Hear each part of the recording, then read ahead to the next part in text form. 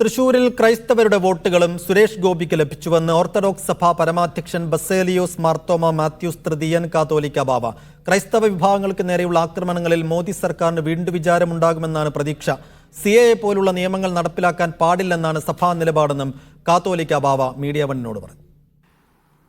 ക്രൈസ്തവ വോട്ടുകൾ എന്ന് പറയുന്നതും തൃശ്ശൂർ ലോകസഭാ മണ്ഡലത്തിൽ ഇല്ല എന്ന് പറയാനൊക്കത്തില്ല.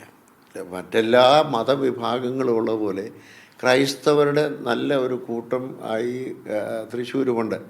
അതുകൊണ്ട് UDFനും LDFനും അവിടെ നമ്പർ വോട്ടുകൾ കുറഞ്ഞതോടുകൂടെ ക്രൈസ്തവരുടെ വോട്ടുകളും അതിനകത്ത് വന്നിട്ടുണ്ടാവും എന്നാണ് ഞാൻ ധരിക്കുന്നത്. വന്നിട്ടില്ല എന്ന് എനിക്ക് പറയാനൊക്കത്തില്ല.